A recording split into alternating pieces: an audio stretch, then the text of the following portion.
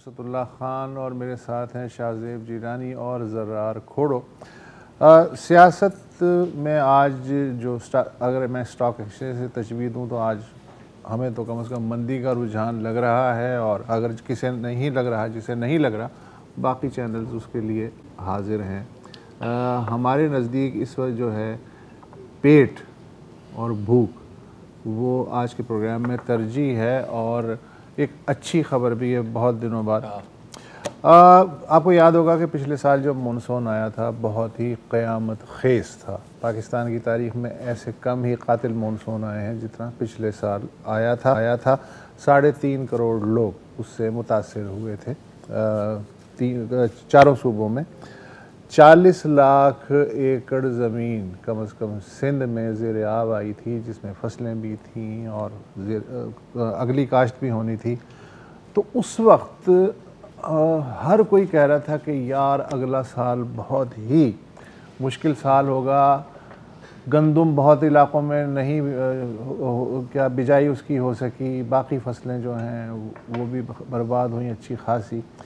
तो कमर कस लें, ये जो साल 2023 आने वाला है इसमें खुराक की बड़ी ठीक ठाक किल्लत होने वाली है। लेकिन वो जो कहते हैं कि ममलिकत खुदादाद पाकिस्तान है, हमने ठेका लिया हो ना लिया हो, लेकिन अल्लाह ताला ने ज़रूर इसका हाथ पकड़ा हुआ है। और अच्छी ख़बर ये है कि इस साल जो गंदम की पैदावार है, हमारे तमाम तर ख़दशात के बावजूद पिछले साल के मुकाबले में 1.6% ज़्यादा हुई है, यानी 2 करोड़ 68 लाख टन। 2021 के मुकाबले में ये कोई 2 लाख टन कम है, लेकिन उससे कोई फ़र्क नहीं पड़ता। जो हमारे ख़दशात थे उसके हिसाब से अगर हम देखें तो बहुत ही ज़बरदस्त ये ख़बर आई है। अच्छा, हुआ ये है कि ऐसा क्यों हुआ कि हमारे ख़दशात सच्चे साबित नहीं हुए। एक तो ये है कि खाद और बिजली महंगी होने के बावजूद 90 लाख हेक्टेयर में ये गंदम काश्त हो सकी। दूसरा जो एक फैक्टर है वो ये है कि जो सपोर्ट प्राइस थी वो पिछले साल थी 2000 रुपये मन, लेकिन इस साल सिंध में 4000 रुपये मन और पंजाब में 3900 रुपये मन, उससे भी शायद काश्तकारों को इंसेंटिव मिला। बाला मेरी ये तकरीर दिल पजीर जो है ज़ाहिर है आपके मतलब की नहीं है, क्योंकि हमने एग्रीकल्चर के फील्ड से जो सबसे सीनियर लोग हो सकते हैं उनमें से एक हैं महमूद शाह साहब, सिंध आबाद कार बोर्ड के सीनियर रुकन हैं। उन्हें जहमत दी है कि वो हमें इसकी फ़ारसी समझाएं कि ये हुआ कैसे। Thank you so much for joining us Shah साहब। ये बताइए कि ये क्रॉप तो अच्छी आ गई, लेकिन मेरा मसला ये है कि आटा पिछले साल के मुकाबले में 175% ज़्यादा महंगा मुझे मिल रहा है, 125 से लेके 150 रुपये किलो तक। तो क्या मैं इस पे खुश होता रहूं कि ये जो फसल है गंदम की अच्छी हो गई है, या इससे मेरा घर में जो आटा है वो भी सस्ता होगा? जी आपका बहुत बहुत शुक्रिया। आपने जो तज्जिया किया इंट्रो में वो मेरे ख्याल में वो ठीक रिफ्लेक्शन है ऑफ करंट कंडीशंस। आपका जो सवाल है, अनफॉर्चुनेटली आप पिछले साल देख लें, पिछले 3-4 सालों का एनालिसिस कर लें, और उन सालों में जब बैनुल अक़वामी बाज़ार में थोड़ी तेज़ी होती है, और चूँकि पिछले 2 सालों से हमारा रुपया भी डिवैल्यू कर रहा है, मतलब ये कि प्रॉफिटियरिंग का बहुत ज़्यादा जब एडवांटेज होता है, तो उन सालों में गंदम की प्राइस का कोरिलेशन आटे से बहुत कम हो जाता है। पिछले 3 सालों में जितनी गंदम की कीमत रही है उससे तकरीबन 2 गुना हो गया है आटा। आप देखें कि पिछले साल का मिसाल ले लेते हैं, कोई आटे की जो गंदम की कीमत थी वो 2200 रुपये, तकरीबन 50-55 रुपये थी वाफिर मिक़दार में। हमारे पास यानी 80-90% जो हमारी कंजम्पशन तक का हमारे पास गंदम मौजूद भी थी। कुछ इंपोर्ट भी हुआ, लेकिन फिर आटा 150 रुपये किलो पे चला गया। और ऐसा नहीं कि दिसंबर जनवरी में गया, वो तो जुलाई अगस्त के बाद ही आटे की कीमत में एकदम तेज़ी आ गई और फिर 150 रुपये किलो तक चला गया।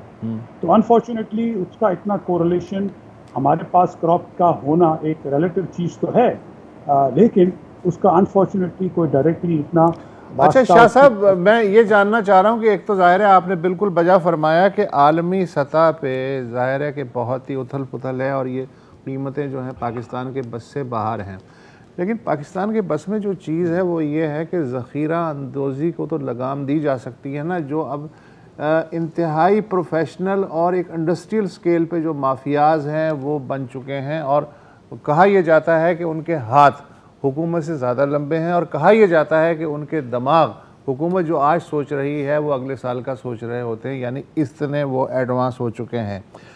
ये बात दुरुस्त है कि पाकिस्तान पिछले 5-6 साल से गंदम बाहर से मंगवा रहा है, उसकी वजह यह कि 6-7 से 10% सालाना डिमांड में इजाफा हो रहा है। इसलिए इजाफा हो रहा है कि हमारी आबादी बढ़ रही है, और ये वो छलनी है जिसमें जो सुराख है ऊपर से जितना भी हम पानी डालें वो सारे का सारा बह जाता है।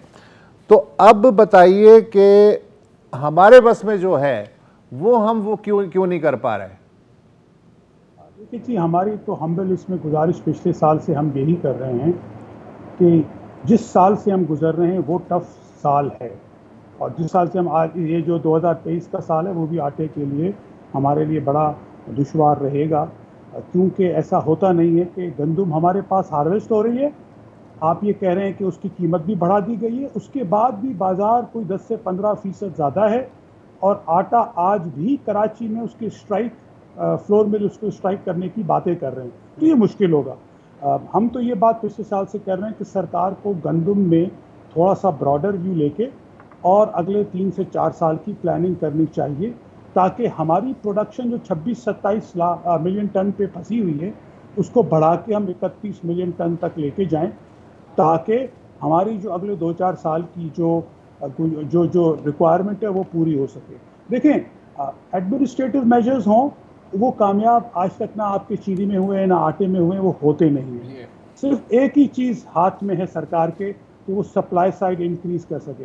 हमने तो ये गुजारिश की थी कि जितना आटा गंदम इस वक्त 4,000 रुपये में जितना खरीद सके सरकार उतना खरीदना चाहिए, और जितना मेजर प्लेयर हो सके करके और उस तरह से प्लेयर बन के आए बाजार में। और अगर उन्होंने वही प्लानिंग की कि अगस्त और सितंबर में हम गंदम बेचेंगे, तो फिर हमारे और आपके साथ वही मुश्किलें और दुश्वार होंगी जो बाजार में जिस चीज़ की आवाज़ें लग रही हैं, तो वो फिर उस तरफ वो चीज़ें चली जाएंगी। ये देखें, अगर मेरे पास इंसेंटिव ख़त्म हो जाए कि इसके ऊपर मैं प्रॉफिट कर सकता हूँ तो मैं अपनी गंदम बेच दूंगा, लेकिन अगर मुझे पता है कि बाज़ार में सिचुएशन टाइट है, अफगानिस्तान भी चली जाएगी कुछ, और मुझे बैंक भी क्रेडिट देने के लिए तैयार हैं, तो ये एक बहुत बड़ा साइकिल है। ये 2-4 अरब रुपयों की बात नहीं है, ये 200-400 अरब रुपयों की बात है। ये 1-2 लोगों का खेल नहीं है, ये पूरा एक सप्लाई चेन में ये सारी चीज़ हो रही है, और इन चीज़ों को कंट्रोल करने के लिए सरकार के पास अगर कोई टूल हमारी नज़र में इस वक्त मौजूद है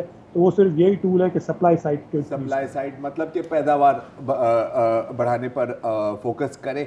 शाह साहब, जब से मैंने होश संभाला है मैं यही सुन रहा हूँ, और ये सिर्फ गंदम की मैं बात नहीं कर रहा, ये मैं बात कर रहा हूँ, आप दूध की पैदावार की बात कर लें, आप कपास की बात कर लें, आप चने दाल की बात कर लें, किसी भी हर चीज़ के अंदर हमेशा यही, और ये मैं नहीं कह रहा, ये नायाब, निब्जी, यूनिवर्सिटी ऑफ एग्रीकल्चर फैसलाबाद, जितने भी इस तरह के इदारे हैं, जितने भी काश्तकार हैं, यही रोना रो रहे हैं दिहाइयों से।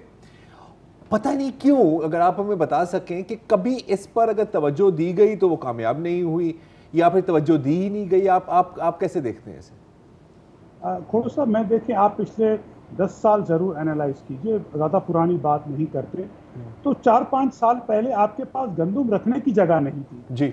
आप ये कह रहे थे कि हम गंदम नहीं खरीदेंगे, ये हमारे लिए नॉन वायबल है खरीदना। आपके पास सरप्लस गंदम थी।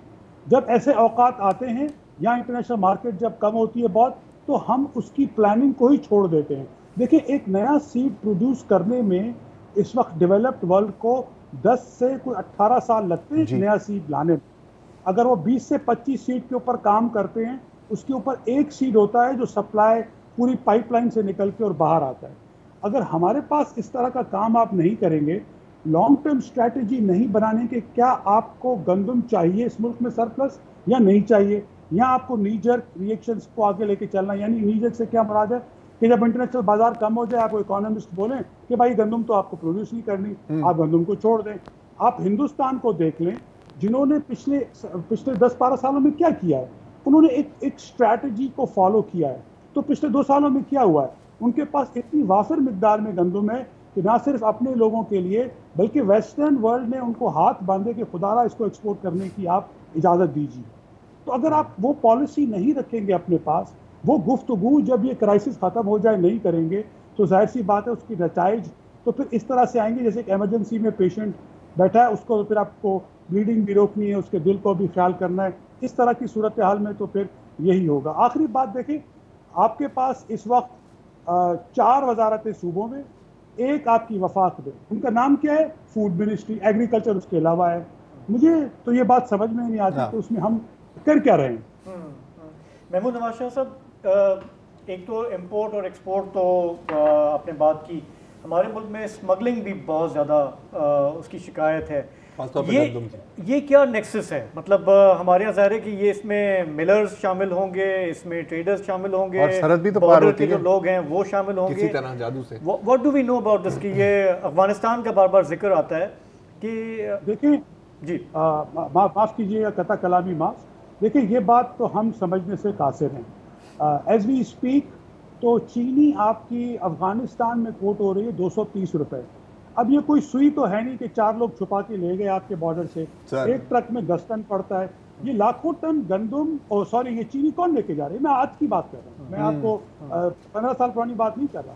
मैं आपको यूरिया की मिसाल देता हूँ। यूरिया जो हमारे मुल्क में पैदा होती है, जिसकी कीमत भी बढ़ा दी गई, फिर भी काश्तकार को नहीं मिलती है। वो 500 से 700 रुपए ऊपर देता है तो मिलती है। क्या बात है भाई, यूरिया भी आपकी स्मगल हो रही है क्योंकि मुल्क में सस्ती है, बैनुल अक़वामी बाजार में नहीं आती। फिर आप सरकार का मंतक देखें, आपने inter provincial inter district band लगाए हुए जिससे एक बेचैनी पैदा हो रही है और मार्केट में खाम उसमें एक तेजी आ रही है।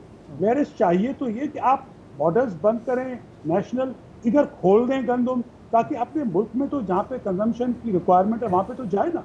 मतलब प्रोविंस में नहीं आ पा रही लेकिन बॉर्डर के पास जा रही है। सबसे जो प्यारी बात है, प्रोविंस तो छोड़ दो, आप कभी कभी एक जिले से दूसरे जिले तक नहीं पहुंचा सकते, लेकिन किसी तरह जादू से आपके पूरे फ्लीट ऑफ ट्रक्स, एक नहीं, 2 नहीं, दर्जनों, मैंने पिछले हफ्ते बयान पढ़ा उस सरहद से गुजरते हैं। पता लगाया जाए कि ये कैसे कौन है ये लोग, पता लगाया जाए कि कैसे। ये बिल्कुल वही है जैसे मोहसिन नकवी कहते हैं ना कि जी मैं तो पुलिस से पूछूंगा आपने चौधरी शुजात के घर पे हमला कैसे किया। तो यही चल रहा है। कितनी फीसद बाढ़ लगी हुई है सरहद पर? मैंने कोई 99% बाढ़ लगी है। जो वो 1% नहीं लगी ना, ये सब वहां से गुजर रहा है। तो महमूद नवाज शाह साहब, आखिरी बस 1-2 मिनट है, बताएं कि हमें करना क्या होगा अगर इसको ठीक करना है। मुझे माफ़ कीजिएगा, और कभी कभी हमारा खून भी खोलता है इस बात के ऊपर कि जब तक हम इस बात के ऊपर खुली बात नहीं करेंगे कि ये जो रैकेट्स हमने हाथ के बना के रखे हैं, और जब तक उन रैकेट्स को अगर हम बंद नहीं करना चाहेंगे तो ये हम बातें करते रहेंगे और इसके ऊपर हम कोई खातिर खा कोई मुस्बत बात नहीं कर सकेंगे। अनफॉर्चुनेटली इसमें सारे लोग हैंड एंड ग्लव हैं जो लोगों को बेवकूफ़ बना रहे हैं, और at the end of the day हमारा मुल्क और हम इस सारी चीज़ों को सफ़र कर रहे हैं। बिल्कुल, तो इसका मतलब है कि इंशाल्लाह ताला अगले साल भी हम आपको तकलीफ देंगे, यही बातें हम कर रहे होंगे। फिलहाल एक ब्रेक लेते हैं, फिर प्रोग्राम को जारी रखते हैं।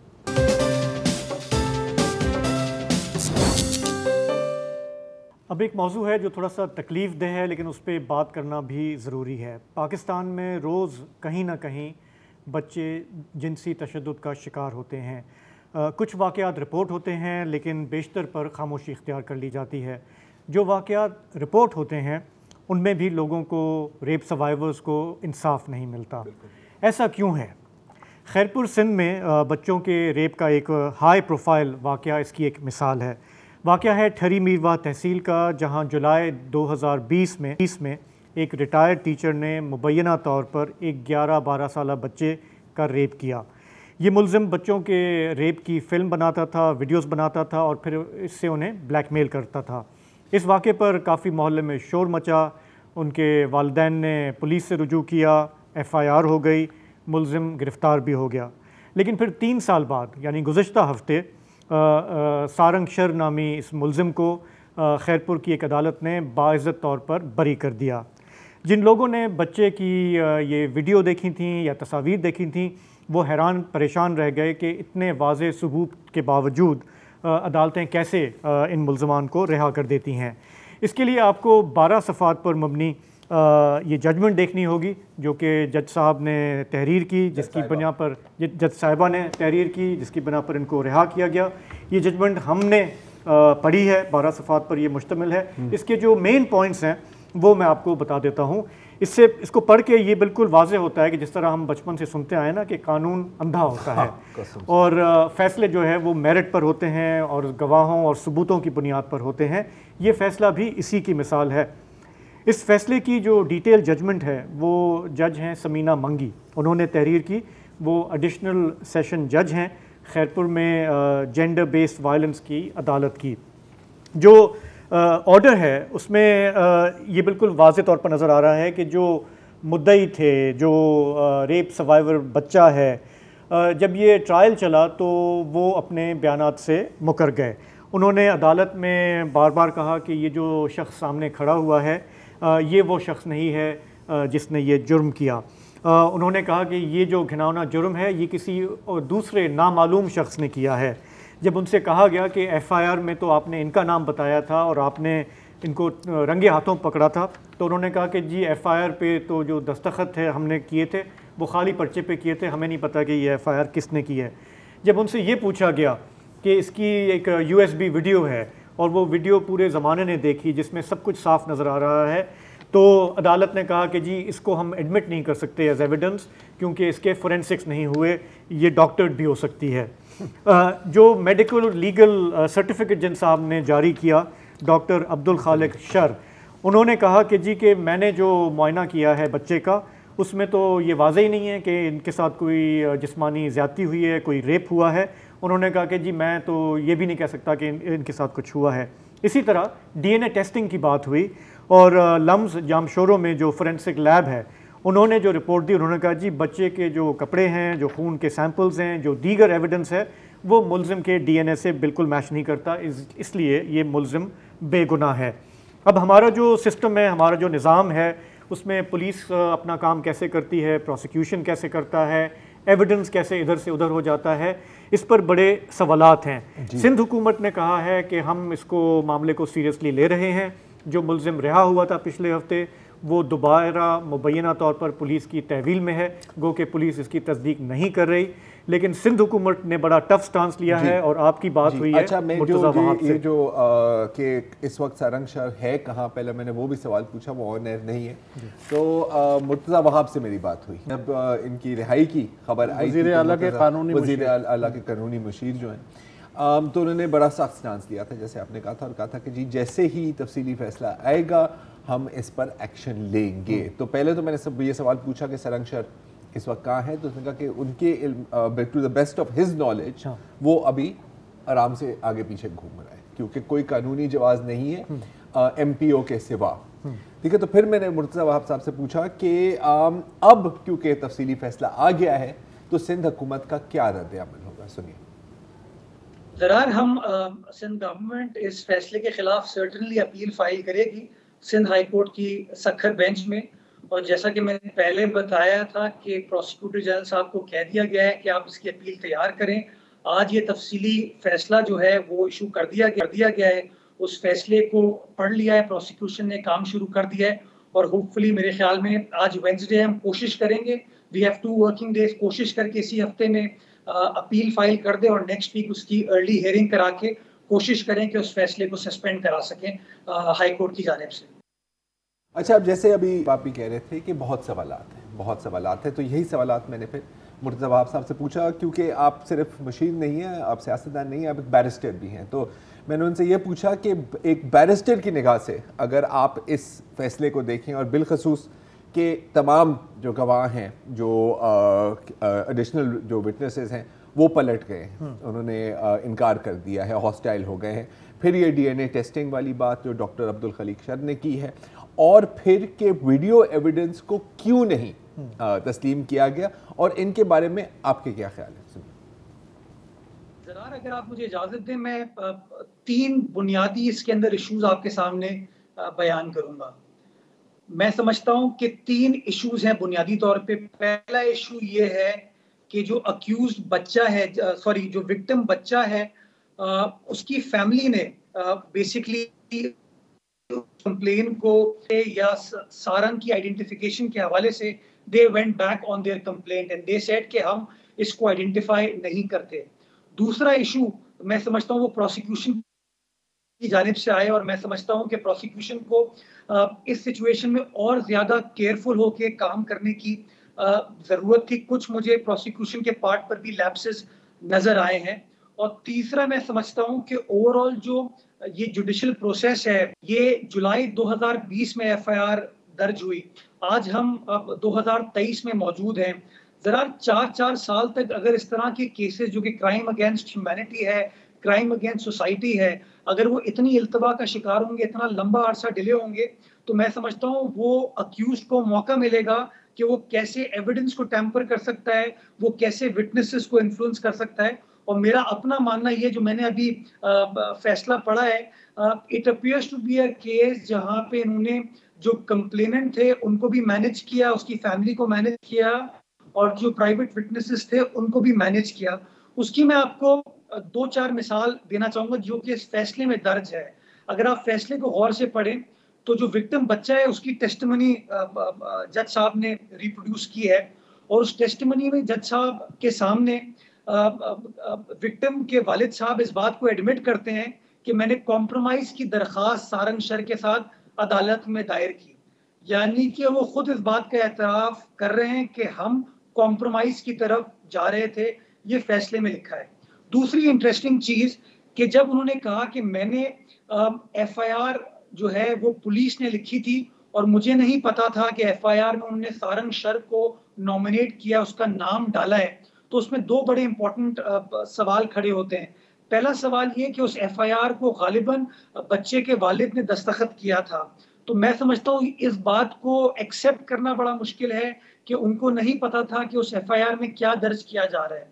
और दूसरी चीज एक और, जो कि क्रॉस एग्जामिनेशन जब उनको सरकारी वकील ने किया, प्रोसिक्यूटर ने किया, तो उसमें उन्होंने इस बात का भी एतराफ किया कि जुलाई 2020 से लेके 2023 तक उन्होंने कोई दरखास्त अदालत में दायर नहीं की कि मैंने सारंग शर को कभी नॉमिनेट नहीं किया था और उसको आपने रॉन्गली इम्प्लीकेट किया है। दैट मीन्स फॉर 4 years वो बच्चे का वालिद जो है he was on the point कि वो एतराफ कर रहा था, वो एक्सेप्ट कर रहा था कि जो एफआईआर में वर्जन दिया गया है कि Sarang sir is the person जिसने सोडोमाइज किया बच्चे को, जिसने बच्चे का रेप किया है, उसको उसने एक्सेप्ट किया। In all of a sudden बिल्कुल कंक्लूजन की तरफ आके उसने मामले को फिर तब्दील किया।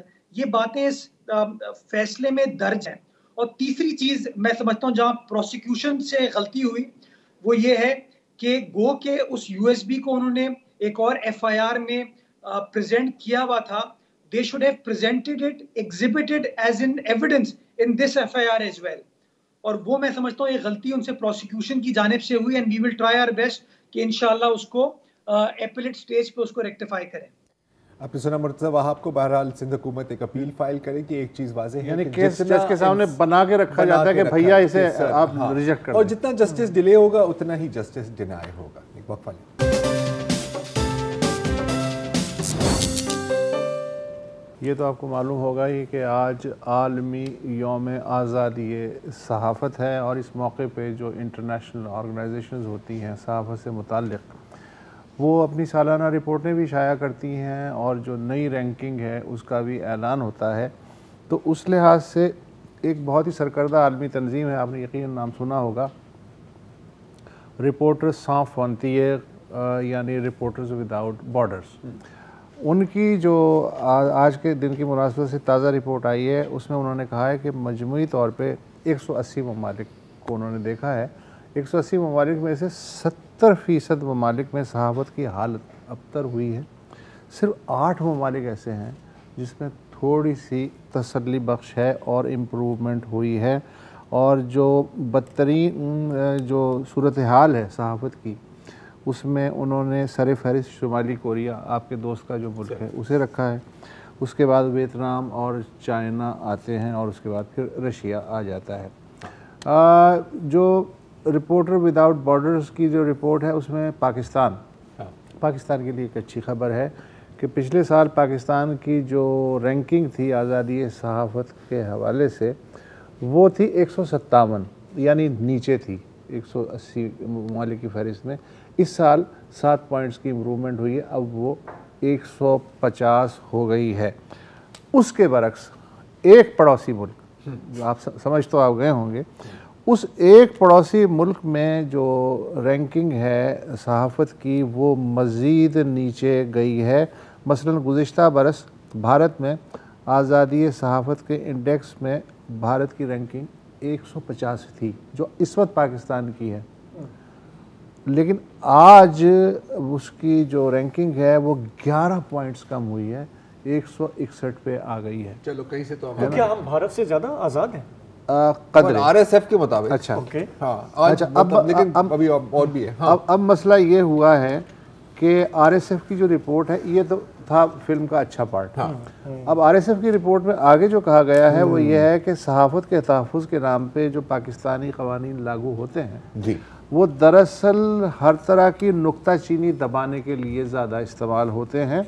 इस्टेब्लिशमेंट और पैमरा जैसे इदारे मीडिया के शोबे में बाकायदगी लाने की बजाय मीडिया पर पेश होने वाले मवाद को मैनेज करने में ज़्यादा दिलचस्पी रखते हैं।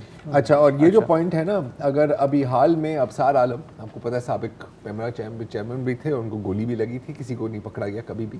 उनका और उमर चीमा की जो बातें हुई हैं ना इसके ऊपर, उमर चीमा, वो आप सुने, बहुत काफ़ी उन्होंने बहुत खुल के बात की। अच्छा, अब हम आते हैं बैड न्यूज़ है नहीं यार, मेरा तो अभी इतनी मेहनत की है तुम, आप अभी अच्छा मैं खत्म कर नहीं। अच्छा, ये हो गया। और आगे जो हैं रिपोर्ट के मुताबिक आज भी इश्तिहारात बतौर हथकंडा इस्तेमाल हो रहे हैं, वो तो हम बचपन से जानते हैं। रिपोर्ट के मुताबिक पाकिस्तान का शुमार सहाफ़ियों के सबसे ख़तरनाक ममालिक में होता है, ये भी हम हमेशा से जानते हैं। हर साल औसतन 3 से 4 सहाफ़ी का कत्ल होता है। करप्शन और गैर कानूनी जो ट्रैफिकिंग है उसके मौजू पे अगर वो इन्वेस्टिगेटिव रिपोर्टिंग की कोशिश करें, और कातिलों में से आप बता ही चुके हैं कि शायद ही कोई नहीं पकड़ा गया, कोई नहीं पकड़ा जाता। मेरे ख्याल से 1-2 केसेस में जानता हूँ जिसमें कोई पकड़ा गया था, वली बाबर के केस में, मेरे ख्याल वो भी बाद में फिर एक्विट हो गए थे शायद, जी एग्जैक्टली याद नहीं है। फ्रीडम नेटवर्क की भी एक रिपोर्ट आई है और वो बिल्कुल तसल्ली बख्श नहीं है। सिर्फ अगर हम ये पिछले साल में 60% इजाफा हुआ है जर्नलिस्ट्स, मीडिया पर्सन्स और मीडिया ऑर्गेनाइजेशंस पर हमलों में और उनको धमकियों में एंड थ्रेट्स ऑफ अटैक में। ये अगर आप पिछले साल की रैंकिंग से ले हिसाब लगाएं तो 60% बड़ी है, जिसका मतलब है कि तकरीबन 140 इस तरह के हमले हुए हैं, छोटे बड़े, जिसका मतलब है कि तकरीबन 13 केस हर महीने या हर दूसरे दिन। ओके, किस तरह के हमले होते हैं? कुछ लोग कत्ल होते हैं। पिछले साल में 5 मीडिया प्रोफेशनल्स कत्ल हुए हैं और बहुत लोगों पे कातिलाना हमले भी हुए हैं, तकरीबन 10 और पर। जहाँ तक फीमेल जर्नलिस्ट की बात है, ख़वातीन की बात है, तो आप सिर्फ उनके किसी भी कमेंट के नीचे सिर्फ रिप्लाईज पढ़ दें, आपको पता लगेगा कि किस तरह का सलूक किया जाता है। इंतहाई गलीज़ और इंतहाई गिरी हुई घटिया ज़बान इस्तेमाल की जाती है। अच्छा, पाकिस्तान की जो सेफेस्ट सिटी है वो सहाफ़ियों के लिए सबसे अनसेफ है। मैं बात कर रहा हूँ दारुल हुकूमत इस्लामाबाद की, जिसमें तकरीबन 40% जो हमले हुए हैं कुल साल के पूरे मुल्क में, वो सिर्फ और सिर्फ इस्लामाबाद में हुए हैं। कोई पकड़ा गया? नहीं। उसके बाद हम आते हैं पंजाब में, जिसमें 25% केसेस हैं। फिर हम आते हैं सिंध में 23 केसेस, और बाकी फिर स्कैटर्ड हैं इन बलोचिस्तान एंड अदर प्लेसेस। अच्छा, अब इंटरेस्टिंग बात, ये एक इंटरेस्टिंग बात है कि इस्लामाबाद क्यों। तो अब इसमें एक तो वो होता है ना कि इसमें इंटरेस्टिंग बात कि हमले होते हैं, लेकिन दूसरा ये भी है कि हमने देखा है कि सियासतदानों को पकड़ धकड़ करने के लिए तो हमारे पास नैब है, कई इदारे हैं, लेकिन सहाफ़ियों के साथ हमने देखा इंक्रीजिंग 5 साल में कि FIA अब वो मेन इदारा बन गया है जो कार्रवाई डालता है, और डालता भी है तो वो पीका ऑर्डिनेंस के तहत। जी, ठीक है ना, जिसका हमने बहुत अब्यूज। ये इदारे नहीं है भाई, ये इंस्ट्रूमेंट्स हैं, ये इंस्ट्रूमेंट्स हो गया, FIA वगैरह इंस्ट्रूमेंट। जिस तरह से FIA क्योंकि वफाकी इदारा है और इस्लामाबाद में जो कार्रवाई हुई हैं, हालांकि पूरे पाकिस्तान में हुई हैं, लेकिन काफ़ी सारी जो कार्रवाइयाँ हैं वो FIA ने की, पीका के तहत की, इस्लामाबाद में की। आज भी सहाफ़ी हैं जो पेशियाँ भुगत रहे हैं जी। और उनके केसेस जो है वो चले जा रहे हैं। तो इस्लामाबाद का जो ख़ास है ना वो इस लिहाज से एक बिल्कुल टेम्पलेट उभर के सामने आई है कि अगर आपने इसको टैकल करना है तो आपने FIA को देखना है, और FIA को देखना है तो आपने पीका को देखना है। अच्छा, पिंडी भी करीब कुछ कवानीन हैं जिनका बहुत इस्तेमाल किया जाता है और कुछ कवानीन हैं जिनका इस्तेमाल कभी किया ही नहीं जाता। जैसे कि जो है आपके खटक साहब, इकबाल खटक साहब, एग्जीक्यूटिव डायरेक्टर फ्रीडम नेटवर्क, देखिए बड़ी एक रिश्कान कौन बात है कि पाकिस्तान 2021 में पहला एशिया का मुल्क था जिसमें प्रोटेक्शन ऑफ जर्नलिज्म के बारे में खसूसी कवानीन बनाए गए। वफाक में भी हैं, वफाक में भी, सूबे में भी। उसके बावजूद कोई फर्क नहीं पड़ा। ठीक है। हाल में हमें पता है जो कीनिया में हुआ है, अरशद शरीफ को कत्ल किया गया। यहाँ पर भी पकड़ धकड़ जो चल रही है वो सब हमारे सामने ही है। हालांकि RSF की रैंकिंग में हम नीचे चले गए और मैं जानता हूँ कि कुछ लोग कहेंगे कि यार ऊपर आ गए, बेहतर हो गए, और कुछ लोग इसको लेके कहेंगे कि यार ये देखें हमने कितना अच्छा काम किया। लेकिन पिक्चर का दूसरा रुख भी है कि हमले भी बढ़ते जा रहे हैं। मतलब हमें ये पता है कि खतरात अभी भी बाकी हैं, लेकिन RSF की जो रिपोर्ट है, देखें ये बात हमें माननी पड़ेगी कि हमारा अपना तजुर्बा, चलो मैं अपने तजुर्बे की बात करता हूँ, हमने वो दौर देखा है, वो हाइब्रिड रजीम वाला दौर, जब हमारे काम में माइक्रो मैनेजमेंट होती थी, रोज़ फ़ोन आते थे, व्हाट्सएप पे मैसेजेस आते थे, ये टॉपिक करें, ये ना करें, फ़लाँ को गेस्ट रखें। कम से कम पिछले 1 साल का जो मेरा तजुर्बा है, उस तरह की इंटरफेरेंस ख़त्म हो गई है। उस तरह की कॉल्स नहीं आती। दूसरा, आप ये भी देखें कि जिस तरह इमरान खान साहब के दौर में मीडिया को ब्लीड किया गया फाइनेंशियली, वो शिकायतें भी गवर्नमेंट की तरफ से तकरीबन ख़त्म हो गई हैं। तो मुझे तो ये याद है उस टाइम पे कि हमारे जो इवन सीजन जर्नलिस्ट हैं वो कहते थे कि इस दौर में मीडिया के साथ जो हुआ है, हमने ज़िया का दौर भी देखा था, हम वो दौर भूल चुके हैं। चाहे वो सेंसरशिप की बात हो, चाहे वो मीडिया की बात हो, सहाफ़ियों को धमकियों की बात हो। मैं इसलिए RSF की इस रिपोर्ट से मैं पर्सनली रिलेट कर सकता हूँ। लेकिन आपकी बात बिल्कुल सही है कि ये रिलेटिव स्केल्स है ना, वो जो पकड़ दोनों चीजें साथ जो दोनों चीजें दुरुस्त हैं, दोनों चीजें दुरुस्त। वो भी वक्त होता तो मैं अब पलड़े का रुख जो है वो प्रो PTI मीडिया की तरफ। गेम एक ही है सर, वो गेम नहीं बदलती, सिर्फ मतलब प्लेयर्स तब्दील हो जाते हैं। वक्फा ले लें।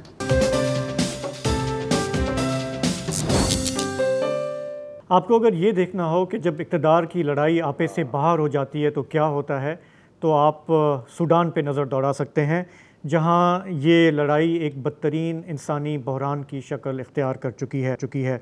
इस लड़ाई में मुसल्लह सिक्योरिटी फोर्सेस आमने सामने हैं। एक तरफ फ़ौज है और दूसरी तरफ नीम फ़ौजी दस्तों पर मुश्तमिल रैपिड सपोर्ट फोर्स है, यानी कि RSF।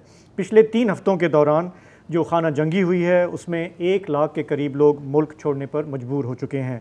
दारुल हुकूमत खर्तूम में बिजली का क्राइसिस है, पानी का क्राइसिस है, मेडिकल सप्लाईज़ नहीं है, सड़कों पर फायरिंग हो रही है। सहाफ़ियों के सूडान जाने पर पाबंदी है, वो ख़तरा है, और वहाँ पे जो अथॉरिटीज़ हैं वो आने नहीं दे रही। हमारे BBC के दोस्त हैं, फॉर्मर कोलीग हैं मुदस्सिर मलिक, के अपनी टीम के साथ सऊदी अरब में हैं। वहाँ से उन्होंने 12 घंटे का एक सफ़र किया। सऊदी अरब वहाँ पे एवैक्यूएशन में बड़ा इंपॉर्टेंट रोल प्ले कर रहा है।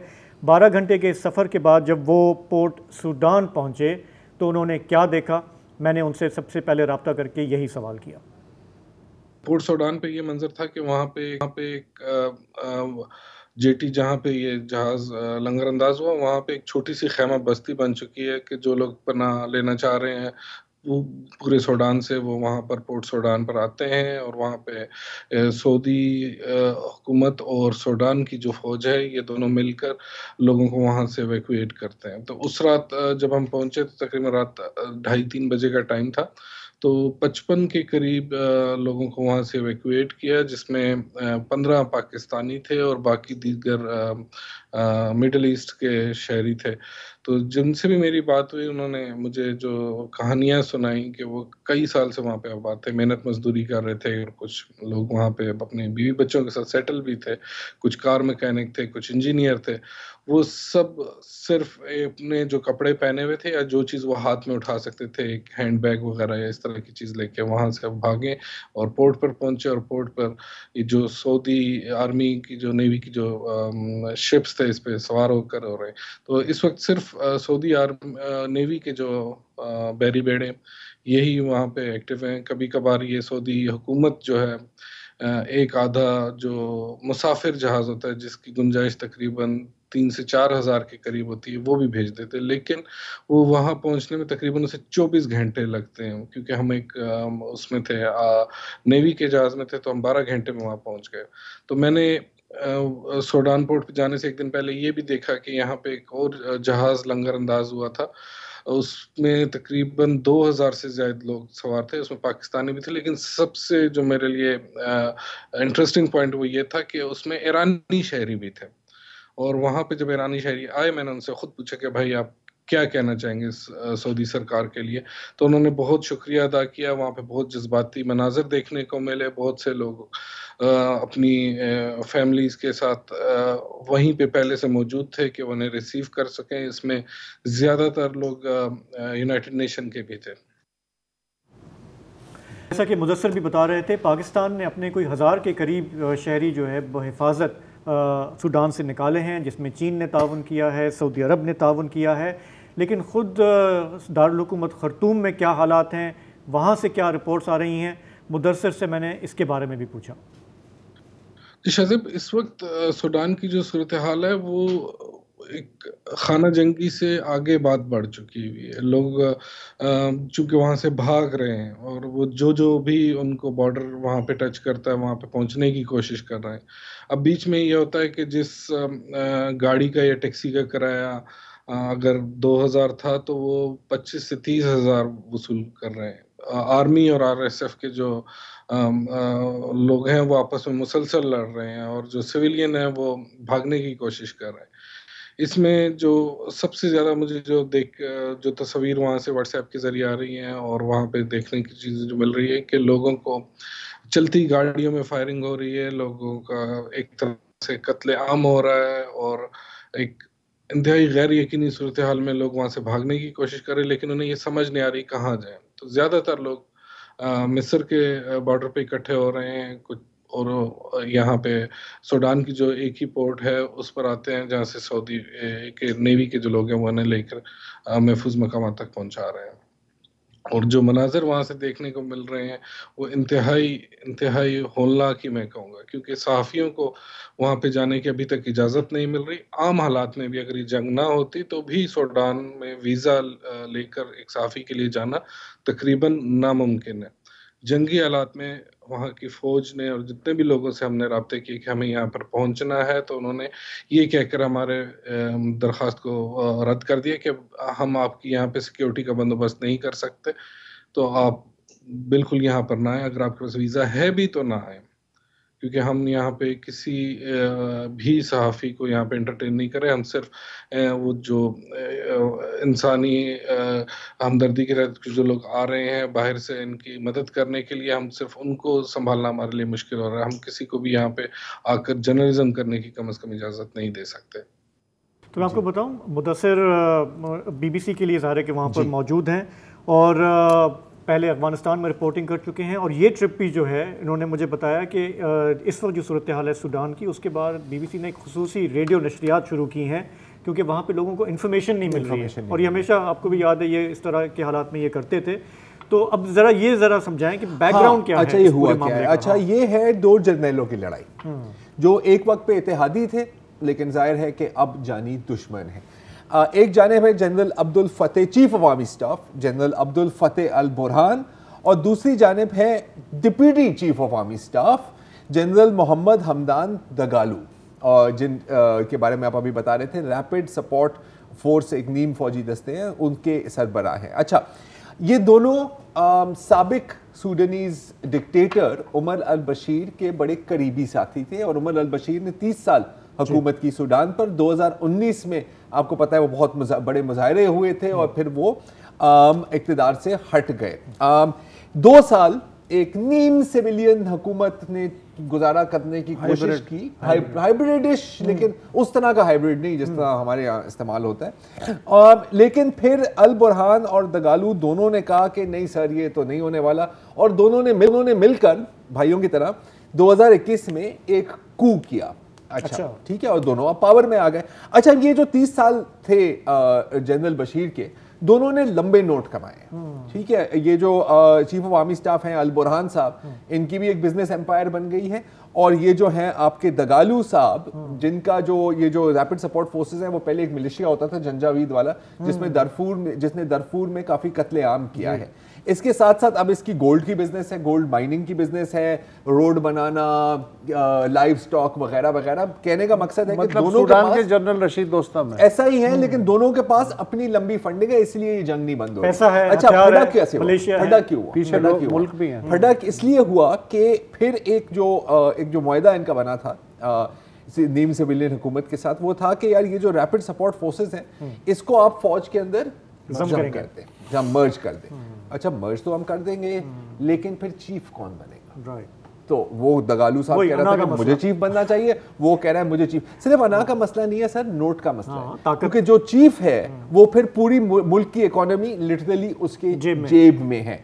तो ये अब यहाँ पर लड़ाई चल रही है, और ये शायद फुटेज में बहुत वाज़ेह नहीं है, लेकिन ये सिर्फ एक ग्राउंड वॉर नहीं है। अटैक हेलीकॉप्टर्स इस्तेमाल किए जा रहे हैं, एयर स्ट्राइक्स हो रही है एक दूसरे की पोजीशन, अपने लोगों पर, अपने नहीं जा रहे सब खाना जंगी में अपने लोगों पर ही होती है ना। और ये मरकज खातूम है, लेकिन ये रायता फैलता जा रहा है। और ये जो रायता फैल रहा है, इसमें जहाँ जहाँ भी आग जलती है तो आग वाग तो तापने का दिल चाहता है ना हर एक। आपने सीरिया में देख लिया, 23 ममालिक ने आग तापी है। लीबिया में आपने देख लिया कि कौन किसके पीछे खड़ा था। सूडान में भी यही सिलसिला बन रहा है। मसलन उसमें जो मेन प्लेयर इस वक्त नज़र आ रहे हैं वो है मुत्तहिदा अरब अमारात। साइज देखें माशाल्लाह, और वो देखें हौसले देखें। अच्छा, और फिर सऊदी अरब हैं, और फिर जाहिर है कि मिस्र है जिसका उसके साथ बॉर्डर लगता है। तो इस वक्त जो है मिस्र, वो जनरल बुरहान जो चीफ ऑफ आर्मी स्टाफ हैं उनका साथी है, इसलिए कि जनरल सीसी जो हैं वो कहते हैं कि जो ट्रेडिशनल आर्मी है उसके पास कमान रहनी चाहिए, और मुल्क जो है 2 नंबर आर्मी के पास, 2 नंबर आर्मी के पास, मलेशिया के पास नहीं जानी चाहिए। लीबिया के जो जनरल हफ्तर साहब हैं, जो कि यूएई के प्रॉक्सी हैं, जी, उनकी सपोर्ट भी जो है जनरल बुरहान के साथ नहीं है, वो है अहमद दागलू के साथ, आरएसएफ के जो चीफ हैं उनके साथ। अच्छा, अमेरिका उसकी समझ में कुछ नहीं आ रहा। तो अब वो सऊदी अरब और यूएई जो है वो जो एनालिसिस कर रहे हैं, अमेरिका को मजबूरन जो है उस पर तकिया करना पड़ रहा है। अच्छा, मिस्र के लिए ना एक और बहुत बड़ा मसला है। जैसे अभी हमारे जो बीबीसी के जो दोस्त थे वो बता रहे थे ना कि सारे बंदे तो इजिप्ट मिस्र के बॉर्डर पर ही पहुंचे। तो ये एक बहुत बड़ा खतरा है मिस्र के लिए, क्योंकि यार बॉर्डर वो हार्ड बॉर्डर नहीं है, वो बड़ा ओपन बॉर्डर है कि ये कहीं ये कॉन्फ्लिक्ट हमारे यहाँ ना पहुंच जाए। और मिस्र को 7 मुल्कों से सरहद मिलती है, 7 मुल्कों से सरहद मिलती है, ट्रेड रूट बिल्कुल करीब है। बाबुल मंदब सब सहारन अफ्रीका का दरवाजा है ना, एक तरह से। तो मतलब जहां पर देखो वो कहते हैं ना कि स्ट्रेटेजिक लोकेशन जो होती है ना, वो एक ब्लेसिंग भी हो सकती है और एक कर्स भी हो सकती है। ये खेल बड़ा लंबा चलने वाला है, ये लंबा चलने वाला है। जब तक इनके आप पैसों मनी पर नहीं हाथ लगाओगे ना, ये लड़ते रहेंगे। फिलहाल लोग जो है वो दरबदर हो रहे हैं, अपना मुल्क छोड़ने पर मजबूर हैं। सूडान पे भी हम आइंदा बात करते रहेंगे। फिलहाल हमें इजाज़त दीजिए। खुदा हाफिज़, शब बख़ैर।